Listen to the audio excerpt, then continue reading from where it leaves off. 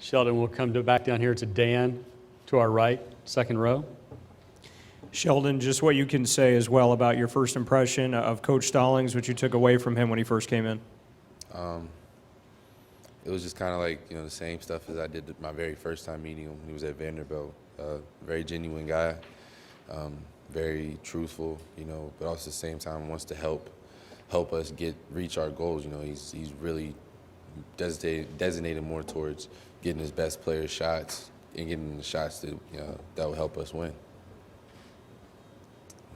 Sheldon, you and Michael exchanged a smile as you were crossing in front of the podium here as you got ready to take your position. It seems like you guys really like each other, yes? We're a very close team. We were like that last year, so everyone gets along with everyone. Looking forward. So we don't really have, we're all friendly with each other all the time. We enjoy each other's company. I don't think there's anybody on the team that has a problem with anybody else. We all consider each other brothers. Let's go back to Dan here on the second row to our left. Sheldon, to go into this Pittsburgh-Syracuse rivalry, just what you take away from it, what those games are like. Both you and Michael smiled when I talked about the rivalry, so just what you could say about it. I'm smiling because I'm 5-0 against them, so I just enjoy playing them. It's always, whether it's at the Carrier Dome or at the Pitt, it's always they're always rough and tough games. And the competition level always usually picks up a lot more when we're playing them. There's always something special about playing against them. All right, come on. Other questions for Sheldon? We'll go to the. Thank you. Sorry, No, you're fine.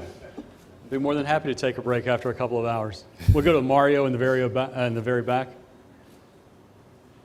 You talked about that success against SU. Why have you had success against that 2-3 zone? We just have the personnel that's right to go against the zone. You have Jamel usually somewhere around the high post operating in that area. You have shooters surrounding him. And then you have me and Mike really just kind of filling in the open areas. So we've just always had the personnel, since I've been there, to really handle the zone. And we don't really get flustered when it gets late in the shot clock.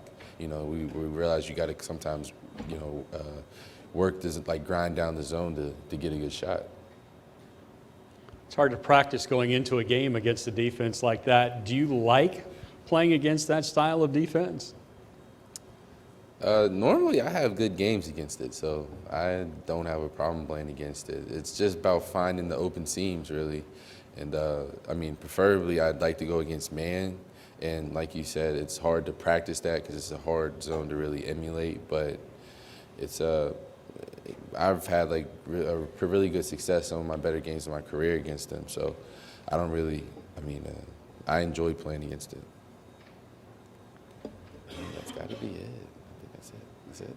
So you feel like you want to answer anything else, or you feel like you're good? Sure call. Folks, we got one more in the back of the room to our right. Yeah, Michael had mentioned that Jamel Artis is playing the point this year. Can you address how that changes the character of the personality of the team? Jamel is just a skilled player. So when we say he's playing point, it's really everyone on the team has a chance to really bring the ball up at some point, if you're skilled enough to do it. Jamel is just the person that gets us in, that starts us when we're starting offense, really. But, he's really handled it really well, and like I said, Coach is good at finding ways to take advantage of matchups. So Jamel is probably going to end up with a lot of smaller guards on him. So Jamel will get the ball in scoring positions, and where he needs to be most efficient, and on top of that, to have a guard who, whenever it gets late in the shot clock, who can, just score, just flat out score and make a play. It's a confidence booster.